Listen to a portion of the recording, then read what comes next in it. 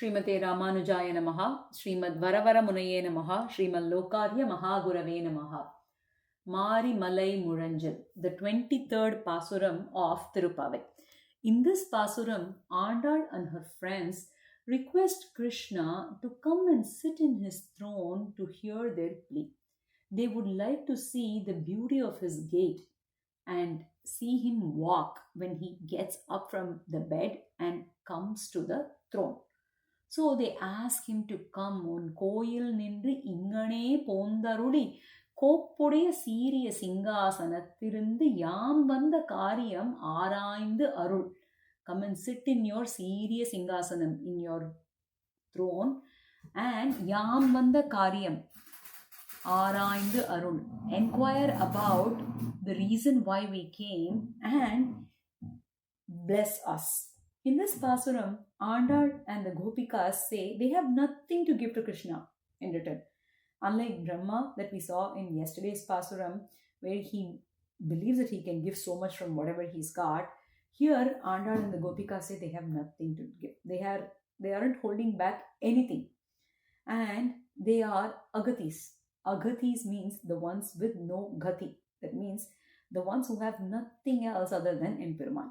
In this connection, an Ithihyam is mentioned to show that those who are loved by Krishna are not agatis. Once, Emperumanar's Sishya Kidambi achan went to Thirumaliruncholai to have Sevai of Azhagar Emperuman.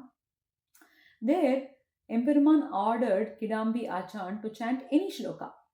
Kidambi achan picked Alavandar's Stotra Ratnam and recited the shloka Aparada Sahasra Bhajanam Patitam Bhima Bhavarnavodare Agatim Sharanagatam Hare Kripaya Kevalamatmasat Kuru. The meaning of the shlokam is that Adiyan has done thousands of papams and apacharams, aparada sahasra bhajanam, and am immersed in the samsara sagaram, patitam bhima bhavarna vodhare, agatim, I have no other refuge. Immediately, Azhagar responds to Kidambi achan, oh, you cannot say this. You have Ramanuja as your refuge. Can anyone that has Ramanuja as their Acharya and refuge say they are agatis, the ones without any refuge? So please don't call yourself as such. So the commentator states that Krishna was saddened to hear Āṇḍāḻ call themselves as agatis. In another shloka in the Stotra Ratnam, Alavandar states that he has all the lowly qualities and lists them one by one. After stating these, he reiterates that redeeming him is Emperuman's responsibility. The shloka is Amaryadha Kshudraschalamadhirasuya Prasababhuho Kritagno Dhurmani Smaraparavasho Vanchana Paraha Rasamchak Papishta Katamahamito Dukha Jaladhehe Aparaduttirnastava Parichareyam Charanayoho.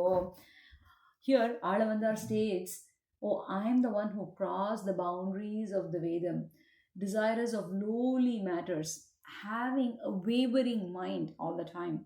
I am the origin of jealousy, doing bad to even the one who does good to me. And I have pride and ego that must be given up. And I am addicted to lust. I am deceiving. I am engaged in cruel acts. And I am engrossed in sins. Now, for a moment, we are like, why is Alavandar stating all this? Doesn't it make us cringe? Because we are living with these qualities at all times, yet it is Alavandar who states that he has all of this.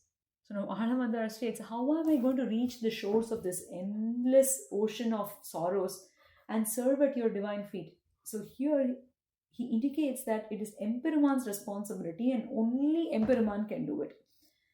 When an Acharya called Anantalvan, yes, that same Anantalvan we saw at the beginning of the series, who looked for a piece of turmeric root used by Āṇḍāḻ in the Tirumukulam when he visited Srivilliputtūr, that Anantalvan.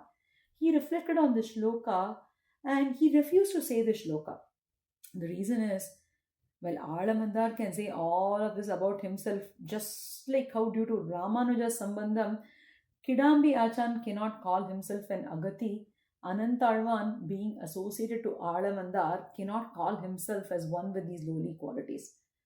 Now you may ask why. Isn't it natural and expected for a Srivaishnava to call out all his lowly qualities and say that he is lowly? Well, Anantāழ்vān used to say, before associating with Ālavandar, I could have had all these qualities. But after coming under his grace, due to surrendering to the lotus feet of Ramanuja and Ālavandar being Ramanuja's Manasika Acharya, none of these lowly qualities will be on Anantāழ்vān. Due to Acharya Samvādham, the relationship with Acharya, they would be removed. So, despite Acharya Samvādham, if Anantāழ்vān says all this, then Azhagar Emperuman would not accept it. It may even upset Azhagar. So, Anantāழ்vān refused to say the shloka.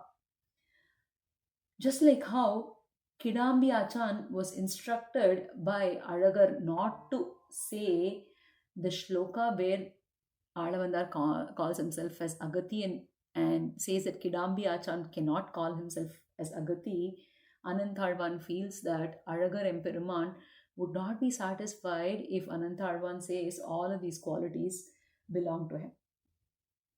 Now, another point to note here is that in another instance, Anantāழ்vān mentions that even though Ālavandar says all of this about himself, if Anantāழ்vān were to chant this shloka, then it may mean that he accepts that Ālavandar has all these qualities.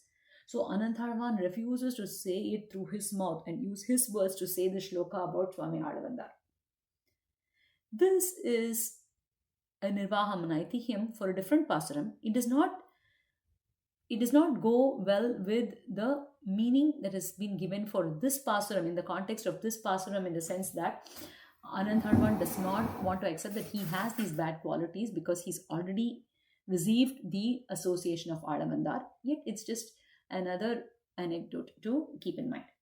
Let us meditate upon the glories of our Acharyas and their Sishya Lakshanam and pray that we get that attitude too. Alvar Emperumanar Jiyar Thiruvadigalai Sharanam.